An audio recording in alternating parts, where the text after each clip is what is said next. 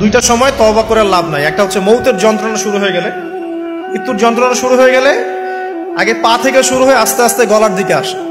হাদিসে যেমনটা এসেছে, সূরা ওয়াকিয়ার মধ্যেও আছে যে পায়ের দিক থেকে যন্ত্রণা শুরু হয়ে আস্তে আস্তে আস্তে আস্তে এই গলার দিকে আসে, এবং আত্মাটা গলার এখানে যখন চলে আসে, এখান থেকে মালাকুল মউত আত্মাটাকে নিয়ে চলে যায়। এবং চোখ দিয়ে তাকিয়ে থাকে মানুষ, রুহটা চলে গেলে মানুষ চোখ দিয়ে তাকিয়ে থাকে। দেখবেন এই কারণে মৃত ব্যক্তি তাকিয়ে থাকে, চোখ খোলা থাকে।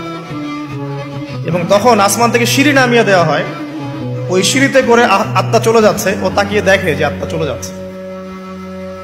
এবং মানুষ মারা যাওয়ার পরে চোখ জীবিত থাকে অনেকক্ষণ।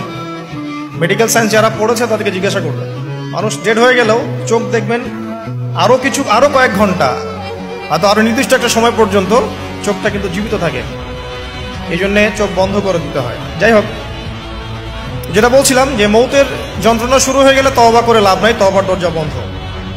আর পশ্চিম দিক থেকে সূর্য উঠে গেলে তওবা করে লাভ নাই, তওবার দরজা বন্ধ।